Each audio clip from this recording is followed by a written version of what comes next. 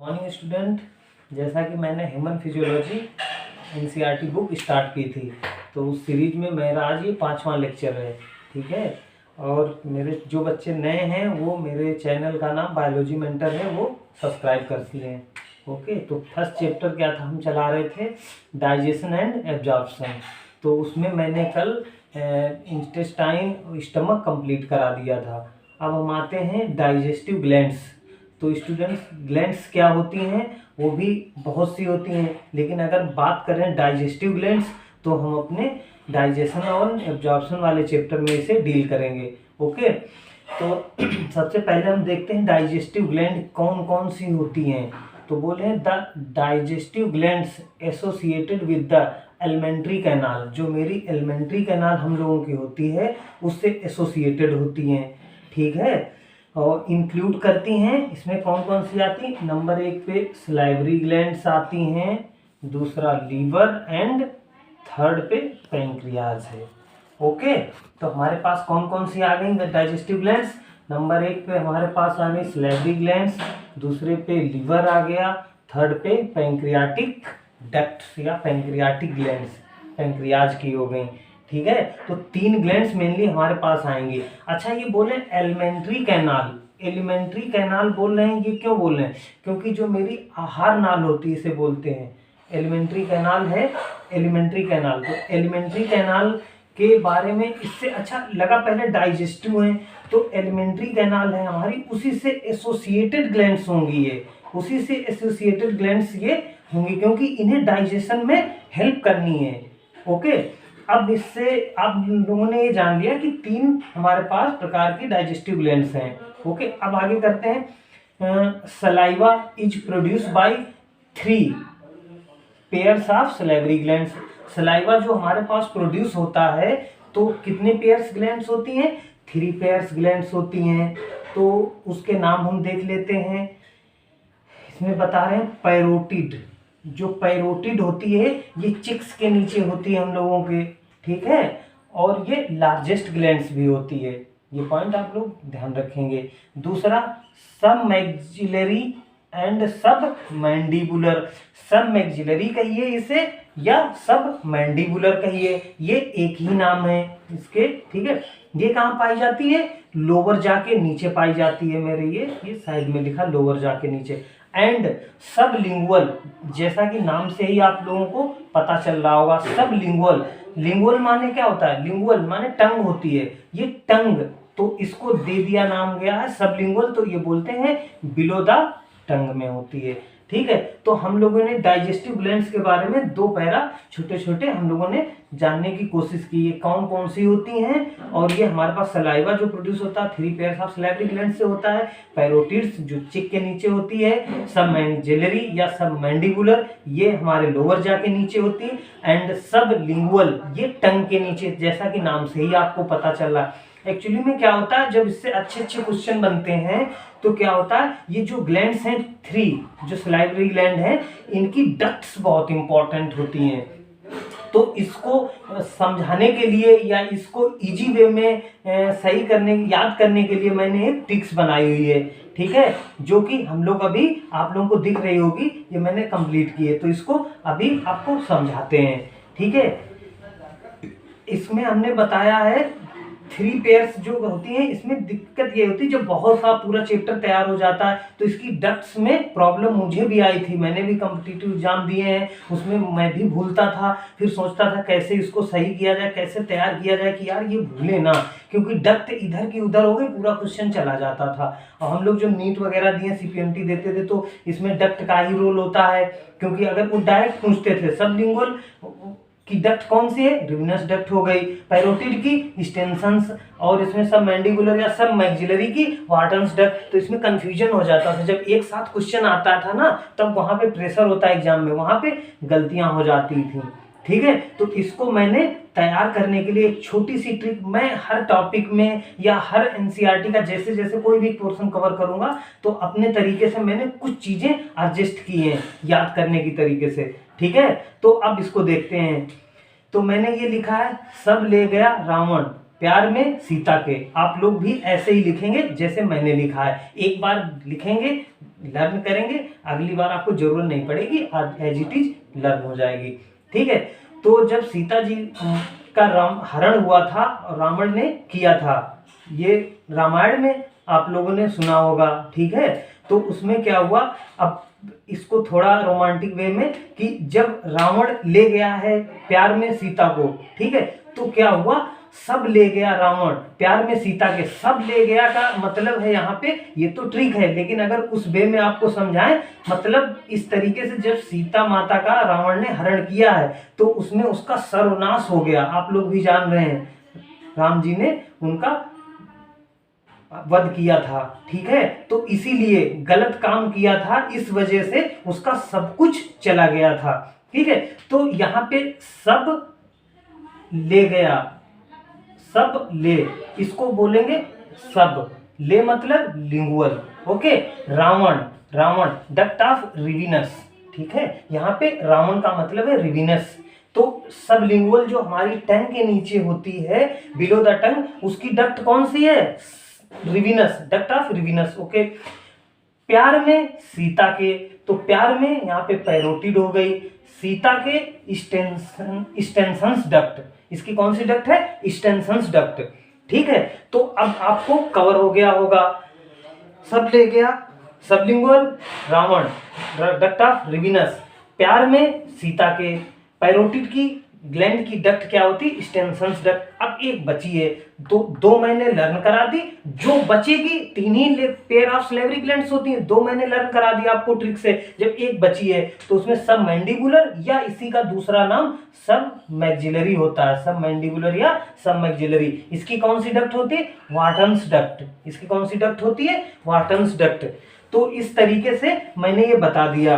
अब आप लोगों को ये देखना है, मैंने जो आज ये स्टार्ट किया डाइजेस्टिव ग्लैंड्स, ये हमारे पास हो गई। तो मैंने अभी तक का डिस्कशन किसका कवर करा दिया है, कि सलेवरी ग्लैंड को मैंने कवर करा दिया। ज्यादा नहीं पढ़ना है, जैसे जैसे बताते जा रहे हैं आप लोग वैसे वैसे करते चले जाएंगे, बहुत आसान हो जाएगा, इतना टफ नहीं रहेगा। अब हम इसकी दूसरी ग्लैंड स्टार्ट करने वाले हैं, उसका नाम है लीवर। ठीक है। अभी उसको पढ़ते हैं। तो डाइजेस्टिव ग्लैंड बता दी मैंने, उसमें एक पॉइंट रह गया, उसको देख लेते हैं। ये बोल रहे हैं, इसको आप लोग, मैं स्लो वे में बता रहा हूँ, इसे लर्न कर लेंगे। ठीक है, या नोट डाउन कर लेंगे। कहते हैं these glands situated just outside the buccal cavity. जो हमारे पास ये ग्लैंड्स होती हैं, जो कौन सी, सलाइवरी ग्लैंड्स, कौन सी तीन बताएं अभी बताई, sublingual, parotid, mandibular and maxillary, ये दूसरा नाम है। तो ये three pairs of salivary glands हैं। तो ये कहाँ सिचुएटेड होती हैं, just outside the buccal cavity. Okay. And secret salivary juice, ये क्या सीक्रेट करती है, salivary juice into the buccal cavity. बहुत अच्छा पॉइंट है। अगर कोई पूछता है कि जो हमारे पास सलाइवरी ग्लैंड्स होती हैं, ये बक्कल कैविटी में सिचुएटेड होती हैं या आउटसाइड द बक्कल कैविटी, तो आप बोलोगे ये सिचुएटेड होती है outside the buccal cavity. But इनका जो सेक्रेशन होता है वो कहाँ पाउच कर दिया जाता है, बक्कल कैविटी में। बहुत अच्छा क्वेश्चन। ओके। ये रह गया था तो मैंने कहा इसे भी कवर करा देते हैं। ओके। तो मैंने क्या बोला था, सेकेंड ग्लैंड सब मैं स्टार्ट करने वाला हूँ, उसका क्या नाम है, लीवर। लीवर, जैसा कि आप लोगों को पता होगा, liver is the largest gland of the body. हमारे बॉडी में लीवर लार्जेस्ट ग्लैंड होती है। ठीक है। आप लोग वेट बताइए, इसका क्या होता है, क्या बताओगे, सामने ही लिखा है। ठीक है। पता था या नहीं पता था, चलिए ठीक है, मैं बता दे रहा हूँ। Liver is the largest gland of the body, weighing, इसका वेट कितना होता है, 1.2 से 1.5 kg। ठीक है। ये किस में होता है इतना, ये होता है एडल्ट ह्यूमन में। ओके। तो liver is the largest gland of the body, weighing about 1.2 to 1.5 in an adult human. Adult human में इसका वेट कितना होता है, 1.5 kg तक जाता है। अब इसमें यहाँ पे चिल्ड्रन की, या हम ऐसे एडल्ट के बाद जो आते हैं, वृद्ध हो जाते हैं, ज़्यादा एज हो जाती थी, उनकी बात नहीं कर रहे हैं। ठीक है। या एल्कोहलिक पर्सन नहीं ले रहे हैं, जो एल्कोहल ड्रिंक करते हैं, जो तो उन पर्सन्स में पता क्या होता है, लीवर इतना बढ़ जाता है, लोग बोलते हैं कि 9 मंथ या 10 मंथ की जैसी प्रेगनेंसी लिए हुए घूम रहे हैं। तो उनमें इतना लीवर क्यों बढ़ता? कुछ नहीं, सेहत नहीं, उनका लीवर बढ़ा हुआ था 3-3 kg, 3.5 दिन 4-4 kg तक के लीवर देखने को मिलते हैं एल्कोहलिक पर्सन में। ठीक है, चलिए जाने दो, वो तो एक नॉर्मल केस हो गया। अब आते हैं इसकी सिचुएशन की, ये कहाँ पे सिचुएटेड होता है? तो एब्डोमिनल कैविटी में सिचुएटेड होता है। ठीक है, अब देखते हैं स्ट्रक्चरल, ये जो लीवर होता है स्ट्रक्चरल एंड फंक्शनल यूनिट इसकी क्या होती है? Hepatic lobules. बहुत अच्छा क्वेश्चन यहाँ से आता है, कुछ नहीं पूछेगा तो ऐसे ही पूछ लेगा। इसका स्ट्रक्चरल एंड फंक्शनल यूनिट क्या होता है लीवर का? Hepatic lobules. और ये just below the diaphragm and it has 2 lobes. ये कहाँ पे होता है? Just below the diaphragm. हमारा जो डायाफ्राम होता है उसके जस्ट बिलो, नीचे ही होता है, और इसके 2 लोब्स होते हैं। ओके, अब आते हैं each lobe contains Glisson's capsule. ठीक है, ग्लिसन्स कैप्सूल ये कैसे होते हैं? ग्लिसन्स कैप्सूल हेक्सागोनल होते हैं। तो जो भी कोई भी कैप्सूल इनका होता है, जो भी लोब्यूल्स होते हैं ये कंटेन करते हैं ग्लिसन्स कैप्सूल। ग्लिसन्स कैप्सूल कैसे होते हैं? ये होते हैं हेक्सागोनल। ये मैं आपको स्ट्रक्चर अभी जगह नहीं यहाँ पे है, मैं बता दूंगा। ऐसे करके ये कनेक्ट होते हैं, हेक्सागोनल। ऐसे ही अप भी होंगे, ऐसे ही डाउन भी होंगे, राइट भी होंगे, लेफ्ट भी होंगे। अब यहीं पे जिनका जंक्शन पॉइंट होता है यहाँ पे ऐसे करके बने होती स्ट्रक्चर। यहाँ पे 3 चीजें जाती, 3 डॉट ऐसे बने होते हैं। इसमें एक आर्टरी जाती है, नर्व जाती है, और ब्लड वेसल्स जाती हैं। ओके, तो मैं इसको हटा दे रहा हूँ यहाँ से। तो मैंने क्या बताया? लोब्यूल्स होते हैं। ईच लोब्यूल्स कंटेन्स क्या करते हैं? Glisson's capsule. क्या होती है? ये लोब्यूल्स के ऊपर की कवरिंग होती है। इसकी शेप क्या होती है? हेक्सागोनल होती है। जैसे केमिस्ट्री में हम लोग बेंजीन पढ़ते हैं उस तरीके से हेक्सागोनल होती है। चलो इसकी स्ट्रक्चर आपको दिखा देते हैं, बाद में दिखा देंगे। ठीक है, उसके बाद में क्या आता है? The duct. कौन सी डक्ट? गाल ब्लैडर की। इसका नाम क्या होता है? बहुत इंपॉर्टेंट क्वेश्चन। सिस्टिक डक्ट होती है। गाल ब्लैडर की डक्ट का क्या नाम होता है? Cystic duct. ठीक है, along with the hepatic duct. ये किसके साथ में कंटेन करती है? हिपैटिक डक्ट के साथ में। From the liver to form, क्या फॉर्म करती है? Common bile duct. नहीं समझ में आया? अभी पॉइंट बता रहे हैं। The duct of gall bladder, सीधे सिंपल में देख लो, ये मैं फिगर दिख रहा है ना आप लोगों को? ठीक है, मैंने बनाया। ये हमारे पास गाल ब्लैडर है। ओके, गाल ब्लैडर की डक्ट क्या है? ये लिखा duct from gall bladder. Gall bladder की डक्ट को क्या मैंने लिखा? Duct from liver. ये लीवर से आ गई। इसको यहाँ पे बोलेंगे सिस्टिक डक्ट। यहाँ पे थोड़ा सा नाम शायद लिखना, हाँ, ये जो गाल ब्लैडर की है ए, इसे बोलेंगे, मैं लिख दे रहा हूँ फिर से, इसको क्या बोलेंगे? सही से देखिएगा, एक सेकेंड।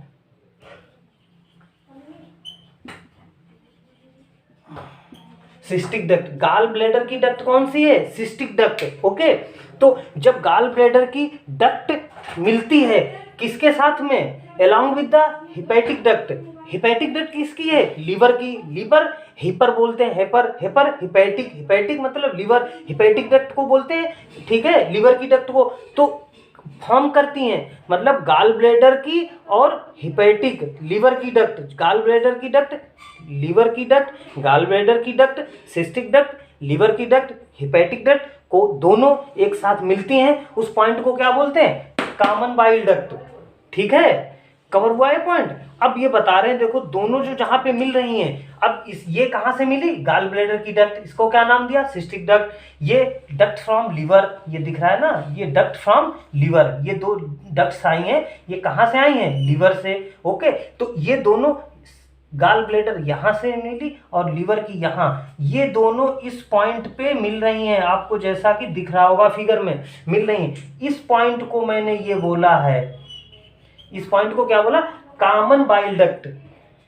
क्लियर हुआ? इतना थोड़ा सा था, लेकिन दोनों चीजों का यहाँ पे कॉमन है, इसलिए थोड़ा बताना पड़ रहा है, थोड़ा कंफ्यूजिंग था। अब तो डाउट नहीं है।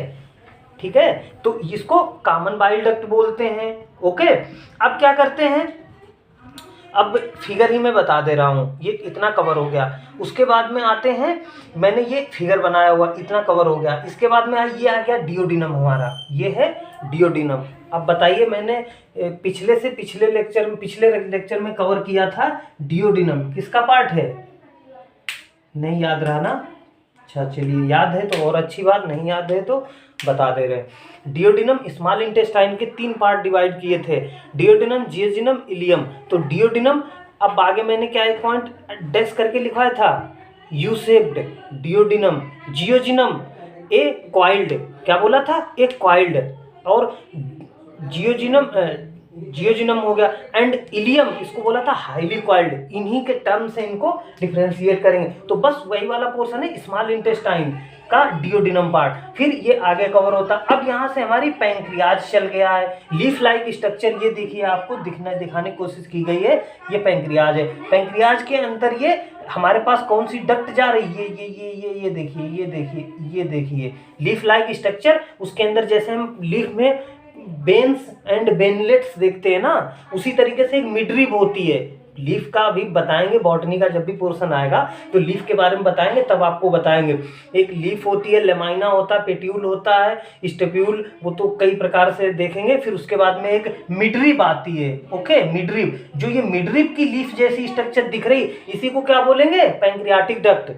ओके, उसके बाद में ये जहां पे ये कॉमन, ये इसके जस्ट साइड में, इसको बोलते हैं हिपैटो पैंक्रियाटिक डक्ट। हिपैटो, ये अभी कंटिन्यू थी लीवर की, ये लीवर की डक्ट है। और यहां से क्या कंटिन्यू हो गया मेरा? लीवर। तो लीवर, सॉरी, पैंक्रियाज ये कहां से कंटिन्यू हो गई है? पैंक्रियाज, ये ऊपर से आ रही थी लीवर की। तो लीवर की डक्ट हिपैटिक, पैंक्रियाज की पैंक्रियाटिक। कुछ नहीं है, नॉर्मल टर्म दे दिए गए हैं, उसी के आर्गन के नाम पे ही टर्म को बता दिया गया। तो मैंने क्या बोल दिया? Hepato pancreatic duct. कौन सी डक्ट आ गई? Hepato pancreatic duct. तो हम इतना मैंने कवर करा दिया। अब मैं बताने जा रहा हूं आप लोगों को, इससे सब तो इसमें आ नहीं गया है, तो मैं कुछ आपको पॉइंट्स बताने जा रहा हूं, वो आप लोग नोट डाउन कर लीजिएगा। इसको पॉज करके अपना पूरा ट्रिक के साथ में पूरा चैप्टर कवर कर सकते हैं, जितना मैंने आज लेक्चर लिया है। तो अब देखिए, मैं 1-2 पॉइंट बोल रहा हूं, इसे लिखिएगा जैसा कि बताया था। अब देखते हैं, bile duct is an pancreatic duct. Bile duct और पैंक्रियाटिक डक्ट दोनों ओपन होती हैं, किसमें? डिओडिनम में। इसी को कॉमन नाम दिया गया, जो कि मैंने अभी फिगर में समझा दिया, हिपैटो पैंक्रियाटिक डक्ट। ये क्लियर हो गया। अब देखिए, एक बहुत important point, which is guarded by A sphincter. अब ये बताइए, यहाँ पे जैसे कि मैंने एक स्फिंक्टर पढ़ा था, किसमें पढ़ा था? जब मैं स्टमक पढ़ा रहा था, ईसोफेगस पढ़ाया था मैंने, तो वहां पे एक हमारे पास क्या आया था? स्फिंक्टर आया था। और उस स्फिंक्टर को क्या बोल रहे थे हम लोग? Gastro-oesophageal sphincter. ठीक है, गैस्ट्रोइसोफेजियल। क्यों? क्योंकि जब हमारी ईसोफेगस स्टार्ट हुई थी, ठीक है, जस्ट वहीं पे वो गार्ड कर रहा था फूड की एंट्री को स्टमक में। तो ईसो लगा दिया था, ईसो और फेजियल मतलब फेगस, तो ईसोफेगस में ही पाया जा रहा था, और वो गार्ड कर रहा था opening entry of food into the stomach. तो वहां पे ईसोफेजियल स्फिंक्टर था। अब देखिए यहाँ पे क्या है? हिपैटो पैंक्रियाटिक डक्ट हम पढ़ रहे हैं यहाँ पे। अब मेरे पास ये क्या आ गया है? एक हिपैटो पैंक्रियाटिक डक्ट है, यहाँ पे ये भी एंट्री को गार्ड करेगा। तो यहाँ पे इस गार्ड का स्फिंक्टर का क्या नाम है? Sphincter of Oddi. क्या नाम है? Sphincter of Oddi. इसको अच्छे से नोट डाउन कर लेंगे स्टूडेंट। ओके, अब मैं ऐसा करता हूं, रब कर देता हूं। आप लोगों ने नोट डाउन कर ही लिया है ना ये? ओके, मैं इसे हटा दे रहा हूं। अब मैं थोड़ा सा समझाने की कोशिश कर रहा हूं, 1-2 पॉइंट और। इतना हो गया? इतना तो समझ में आ ही गया होगा। चलिए आगे 1-2 पॉइंट और है। The pancreas is compound gland होती है। पैंक्रियाज को क्या बोलते हैं? कंपाउंड ग्लैंड्स होती है। ये 2 टाइप से, मतलब ऐसी ग्लैंड है, पैंक्रियाज को क्या बोलेंगे हम?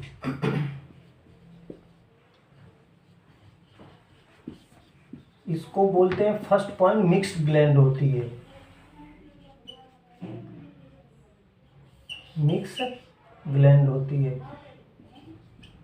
एक्जो एंड एंडो, दो पार्ट में डिवाइड होती है। ऐसी ग्लैंड है, इसके दो, इसीलिए मिक्स ग्लैंड बोलते हैं, क्योंकि एक्जो पार्ट भी होता है, दूसरा एंडो भी होता है। एक्जोक्राइन पार्ट भी होता है, एंडोक्राइन भी पार्ट होते हैं, ठीक है। एलोंगेटेड ऑर्गन सिचुएटेड होता है लिम्स ऑफ यू शेप डियोडिनम, जो अभी मैंने यू शेप की डियोडिनम ऐसे करके बनाई थी, उसी में ये सिचुएटेड होता है, ठीक है।